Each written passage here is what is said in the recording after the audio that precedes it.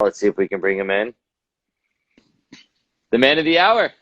How are you doing, Jamie? The man of every hour, 5 o'clock on Wednesdays for the last 3 weeks, Ayre. Thank you for joining us. Been doing great. How are you?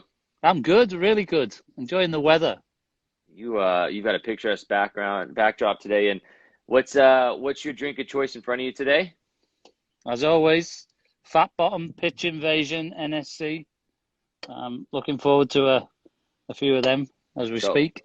our good friends at Fat Bottom have the pitch invasion, but I will say, Ian, today, after depleting my supply over the last couple of weeks with you, I had to go and re-up at Fat Bottom today. They're open. Went by the store today, and I picked up the Ah, Breakaway the Session Breakaway IPA. IPA, right? Yeah. I haven't had this one yet. So for me, since it's happy hour and it's 5:01 and I'm officially off the clock for the day, let's crack this open. Cheers, buddy. Cheers. Good to chat with you again. How's everything going? How's the last couple of days been for you? Good. You know, it's funny. I was saying to somebody yesterday, I'm actually as busy as I would be if we were all at work. I think, obviously, trying to. Oh, sorry, bit of wind there. It's quite windy here. Yeah, been on a lot of calls with the league, a lot of calls with other organizations. I did one of these type of things at lunchtime with Sean Henry from the Predators, and just keeping really busy. So, days are flying by. I think as much as you never design it this way, it's actually quite productive because I don't have people like you walking in my office every 5 minutes asking me a question. Or just wanting to talk to you about a build-up from a Liverpool attack or a Champions League game Exactly, if exactly, Barcelona's exactly. playing. So Yeah, yeah, so it's been great, and just trying to get through it and get ourselves ready for when we come out of it. We want to come out of it stronger than we went in and have everything ready. So lots of calls, but all productive. absolutely. That's good. That's really cool. And Pete Weber, legendary commentator for the Predators, moderated that earlier. That's really cool that you guys are taking part in those things, kind of cross-branding the Predators, good friends of Nashville SC. We can't wait for them to get back playing as well. I want to go see them play in Smashville, right? Is that their, Absolutely, yeah. they've coined You that know, they term? they have an incredible setup there, and I'm a big fan of what they've done. I'm a big friends with Sean Henry, who was on with today, who's their president, who's a good friend and used to be my next door neighbor, which Is is that weird, right? but yeah, yeah. And I love much of what we're trying to achieve. You have to try to emulate some of what they do, which is, they took hockey, they brought it to a city that wasn't a hockey city, and created this incredible everything, incredible support, incredible show, incredible atmosphere, great venue. And they're all the things on our tick list, as well as some others. And, we could do worse than do as well as the Preds, that's for sure. So, Yeah, I mean, you're not wrong. We've got a lot of people in here that are saying hello. Last 2 weeks, we kind of talked about your upbringing. We talked about kind of what's got you to this point with Nashville, and we left it off at the end of last week, building in to how Nashville came to be. And before we get into kind of that story, I told some of the commenters I wanted to hear from them. And one person says, Ro Cool G says, new hobbies since quarantining. Do you have any new hobbies? new hobbies. I started, it's not a new hobby, but I did Drinking beer something. with me? There is that, but I've always had that hobby. I, I really like painting, and I mean like art rather than painting walls in houses or something. And I hadn't done it for a few years, and I had my paints here in the garage at home. So on Sunday afternoon, I found some canvas and I started a painting. So maybe further down the track, I'll share I was gonna I'll say you've share the done finished giveaways. product. Why don't you Yeah, why yeah, don't you make one and we I can really give it like to away? paint. So yeah, I really like to paint. So haven't had time or the inclination to do it for a long time. So yeah, that's probably my only new hobby in the period. Somebody says you could release the stadium blueprint so you could just draw them on the canvas, I'm sure. There we go. People are just asking. They want all the questions about it. We'll get to the stadium talk in just a moment. And I wanted to ask you, kind of on the cusp of where we were with kind of tying the bow on Liverpool last week. Things progress on. You start to make your way over to the United States and to Nashville SC. How does that come about? what's the first conversation you have? Where does it all start, I guess, when you Yeah. look back on it now? Like that was the moment in which my journey to Nashville SC and where we are today started. You know, I have I'm very lucky. I have a house in Spain, and I was out there spending some time out there and really enjoying life out there. And I got a phone call from an old friend of mine who owns a search agency, a guy called Paul Nolan. Used to work at the English FA and runs this, headhunting recruitment company. And he just basically asked, "Where are you?" I said, "I'm in Spain," and he's like, "When are you next in the UK?" I said, "I'm in London next week." He said, I want to talk to you about an opportunity that's come up for us." And I met him and his colleague who's here in the US, Chad Biagini, for breakfast. And we did all the kind of normal pleasantries. He's an Everton fan, so, kind of stuck it to him for half an hour or so on Everton, which is always good fun. Of course. And then he started talking about this opportunity, about John Ingram and about Nashville and about, and I have to say, and not for any particular reason, but I'd never had any thought or even aspiration or idea that I would ever come to the US to work. In fact, at that point, having left Liverpool, brief spell in Munich, I actually wasn't even sure I wanted to work in a club again. I kind of left Liverpool because I'd done that, and then it kind of snowballed from there, really. I think we had a call, then I came over, I met John and some of his colleagues, and it just kind of progressed in the sense that the more I got to hear about it and coming to Nashville and meeting John and meeting others, it just became like this, lots of energy building up in it. And then I sort of thought to myself, well, we have a great owner here, somebody who really genuinely cares about what he wants to do with this team. And I'm 57 in a couple of weeks, and you get to a point where you're like, I only want to work with people that I actually like, and that sounds a bit arrogant, but I kind of fortunately had, at that point, and I suppose to this point still, I had a little bit more choice than you have when you're younger.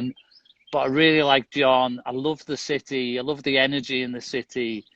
And then, if you do what I do, who gets to build a whole club, right? I mean, Right. From the ground up. insane. So, Yeah. yeah. And it was like, that was kind of it. It was, I'm sure there were other people in the frame. I never met any of them, but and I don't know, just, there was it's a bit like going on a date, really. When you first meet somebody and you think like this, there's Do I something like here. you?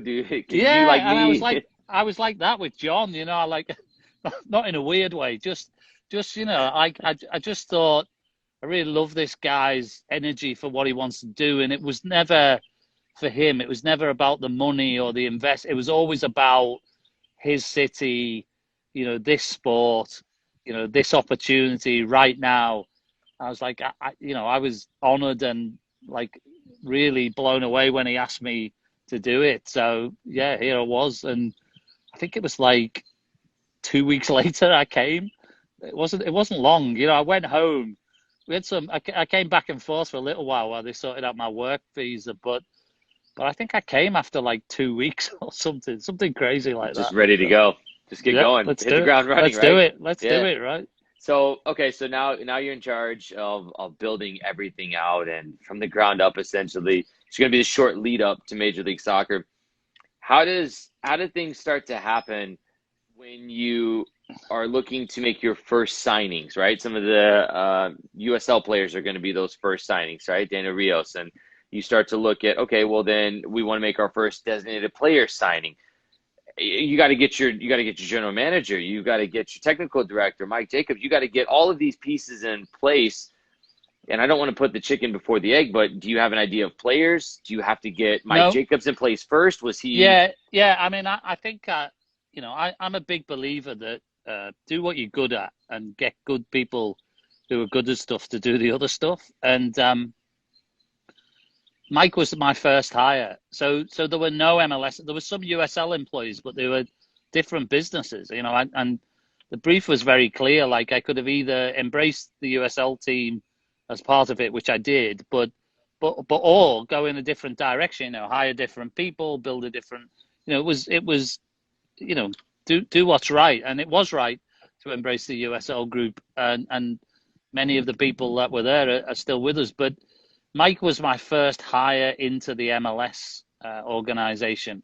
Good And for hire. me, that was, great hire, great person, great sense of humor, which is important for me. I like people who like to enjoy themselves. And I think, that one of the reasons he was the first to hire is, and I know that one of the hardest things is finding the best players. And so you need the longest amount of time, the longest runway you can to do that. So I wanted to have Mike in the building very early.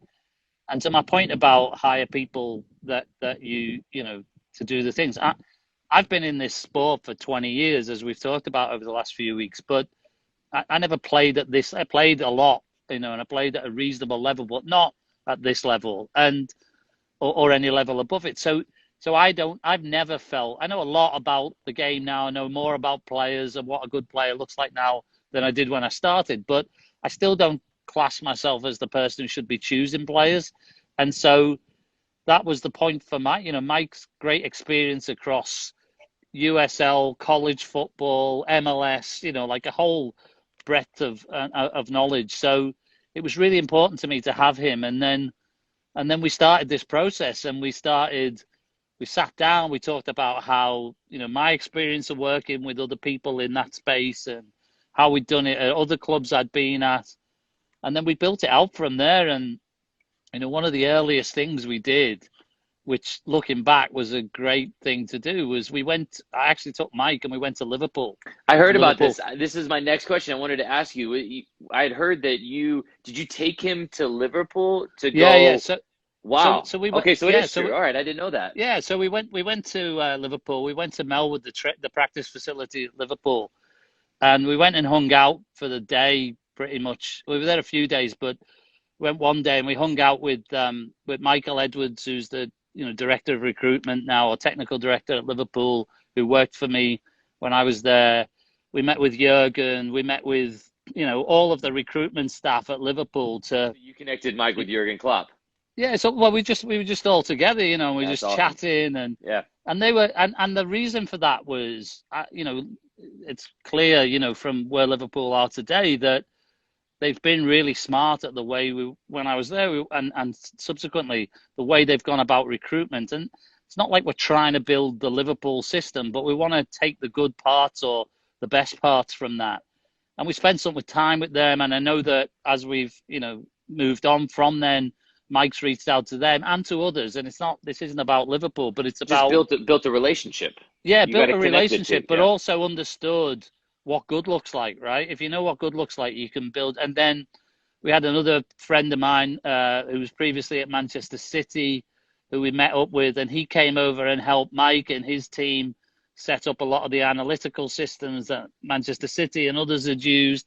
Wow. And that's part of the job and part of my experience, if you like, on it, is to be able to help. But there's never been a single day where I've said to Mike, we should buy this player. That's not how I see my job. If you hire good people, you should hire them and empower them to do their job, not tell them how to do it. My job's to oversee it, but not to do it. And, he's done an incredible job. I think it's hard for people to really see the output of that yet, because we played 2 games, but I feel very confident that over time, and as we continue to grow, we'll see that the value of that work. And but it was he was the first hire, and it's such an important piece of the puzzle.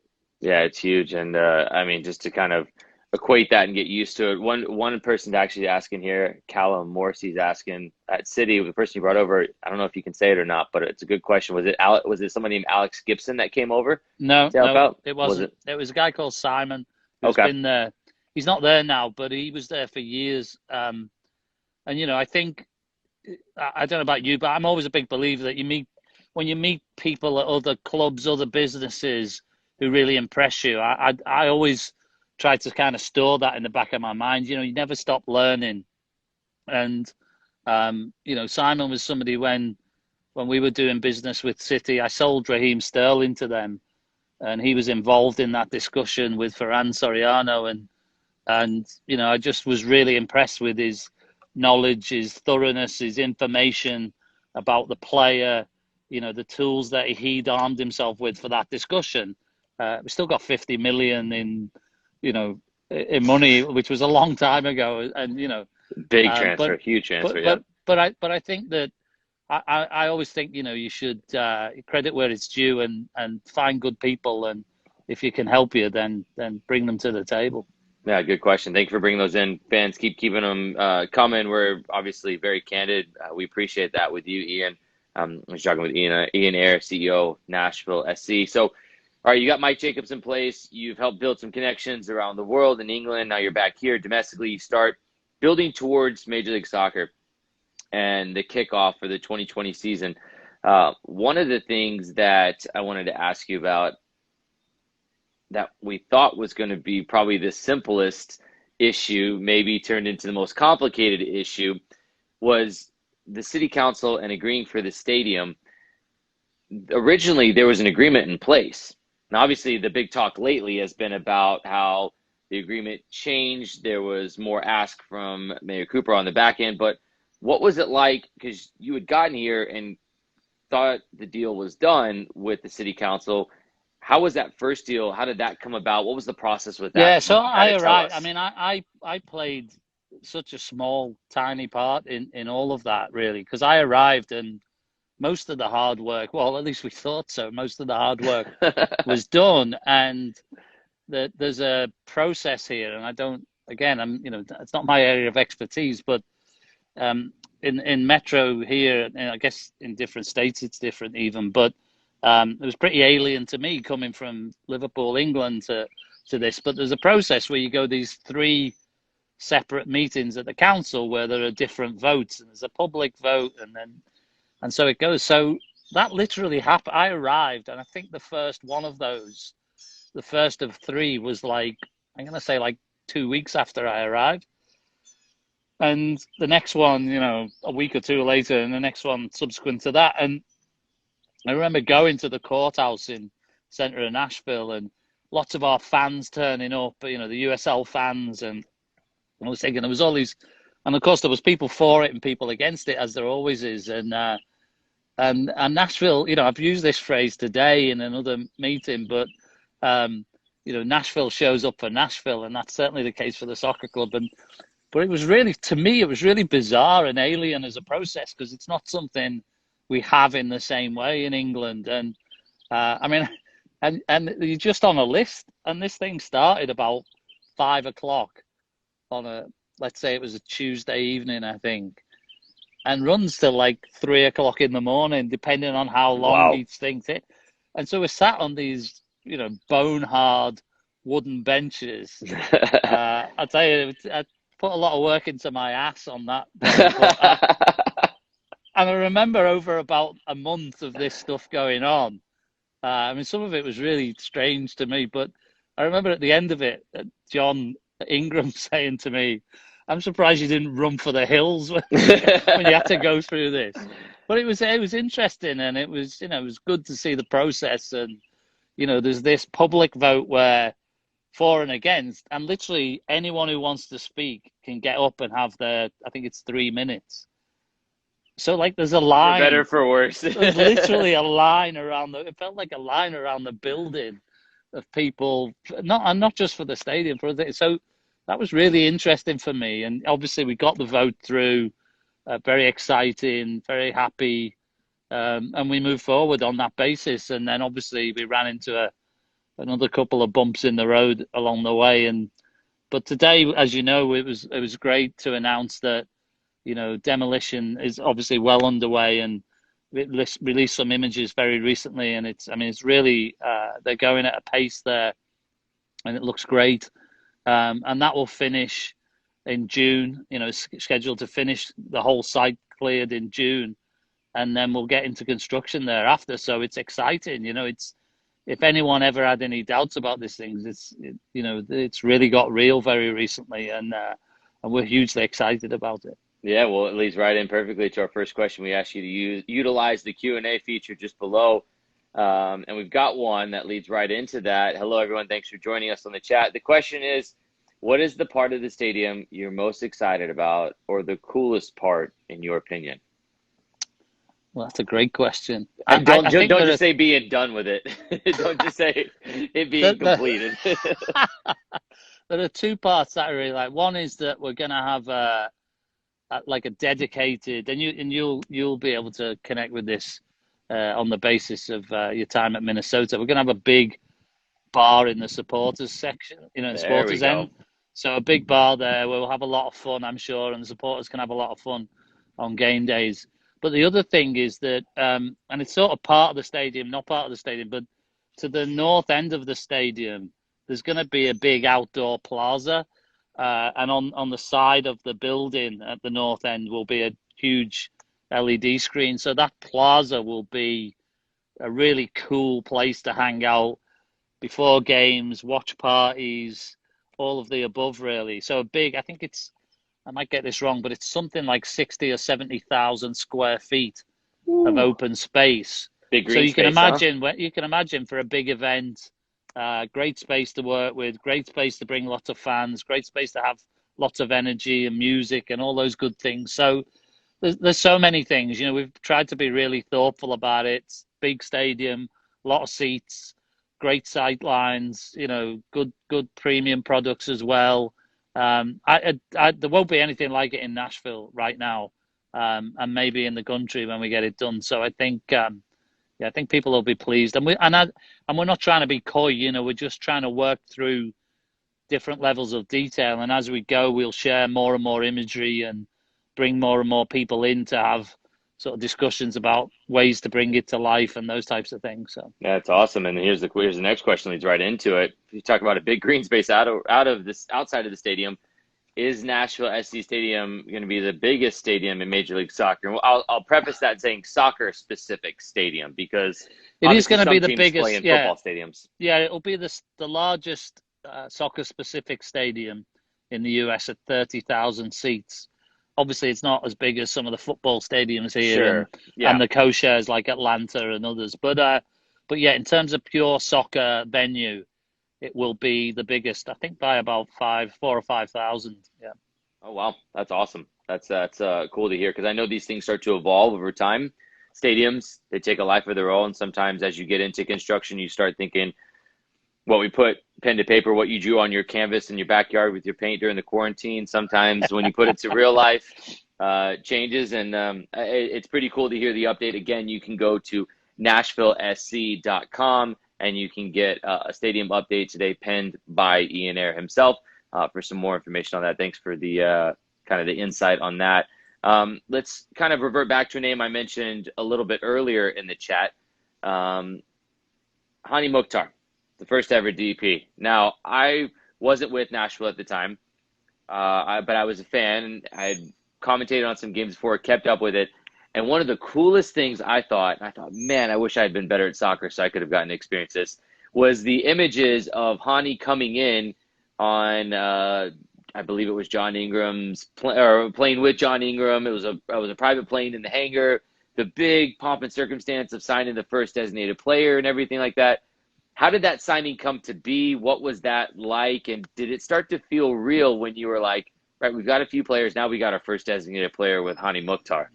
Yeah, it was a great experience. I think every player you sign, you kind of get this kind of buzz. It's like whether anyone who works in sales, as an example, always remembers pretty much every deal they signed or closed. And with the players, it's a bit like that. Mike and his team, Ali and Chance and Oliver and others, they work so hard on all the deals and particularly on that one. And I got involved actually more to do. So Hanny was at Bromby in Denmark, and actually I had two connections to Hanny's deal. One was I knew the owner of Bromby, and the reason I knew the owner of Bromby was anyone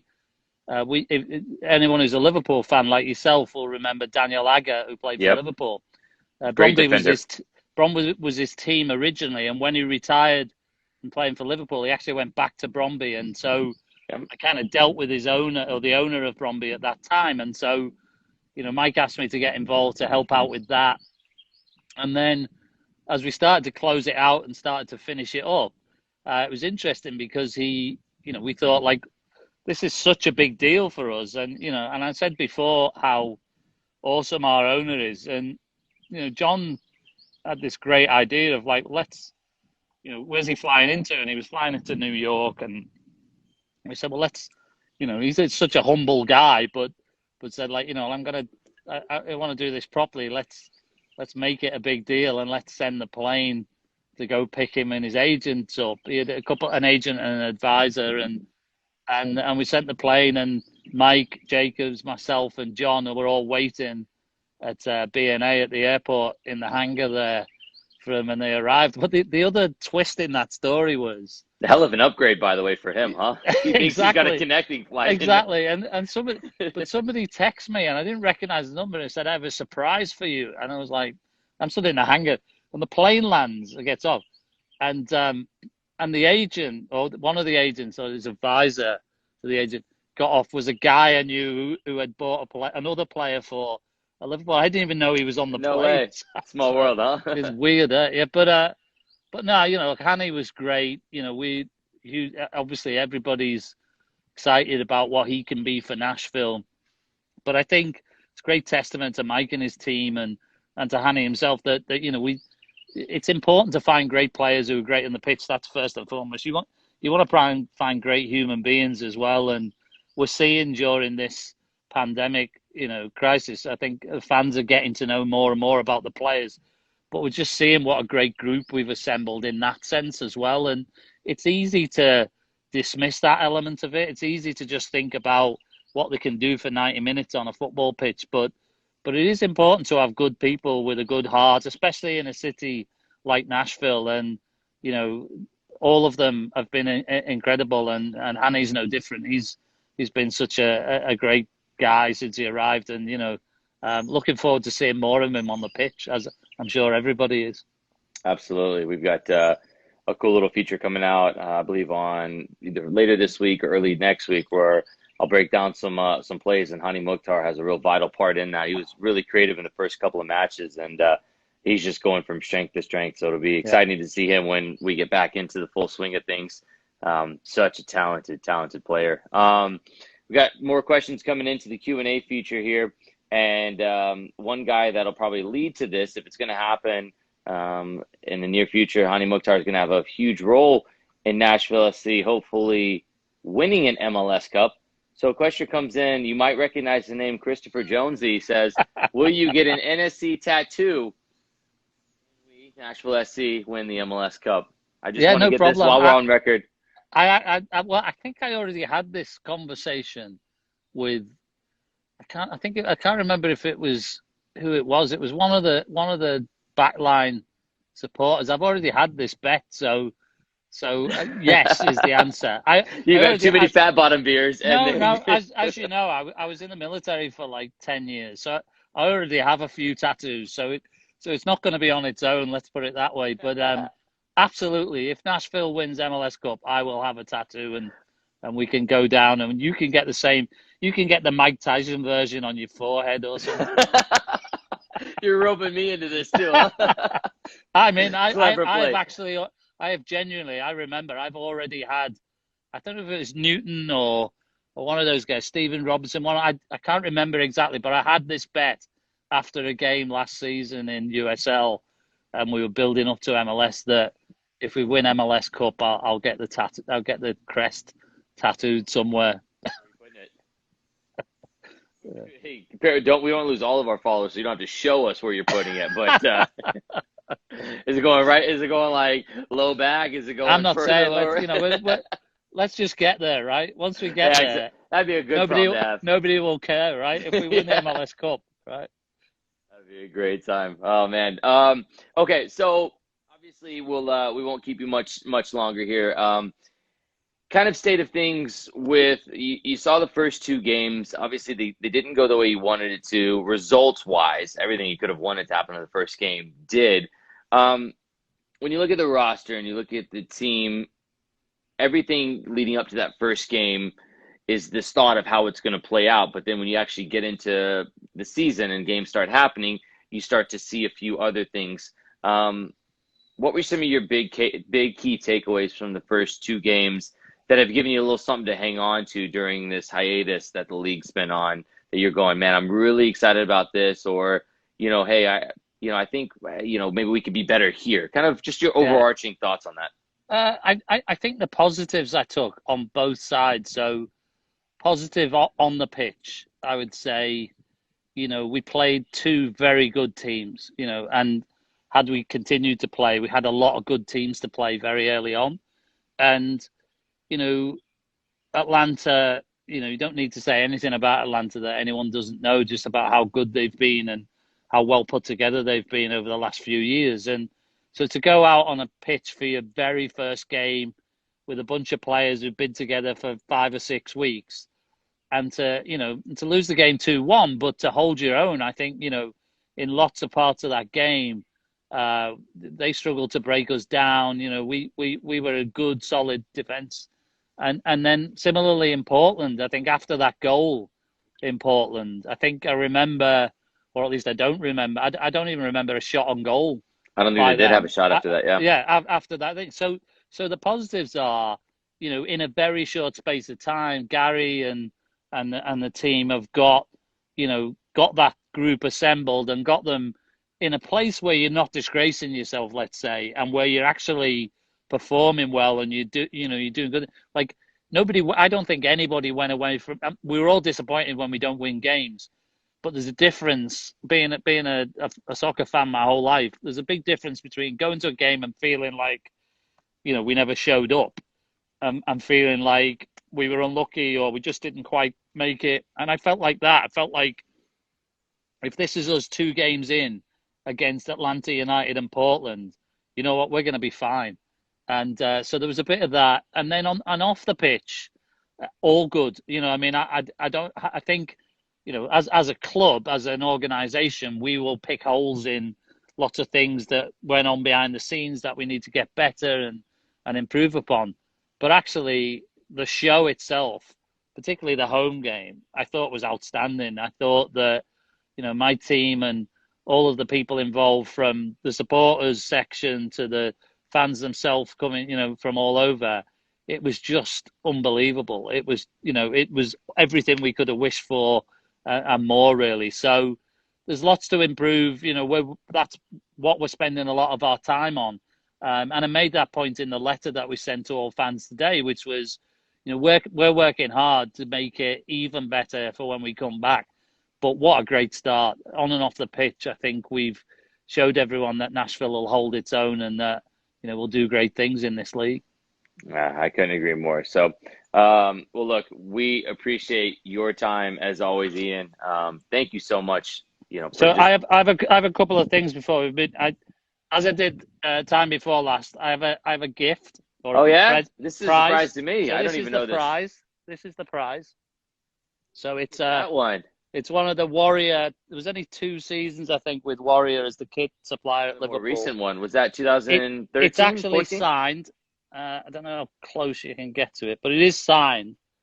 Now, this jersey is signed by a famous person, not a footballer, who is a TV and movie star, who signed it and gave it to me. It's not signed to me, but it's signed, got a message on, and it's got their signature.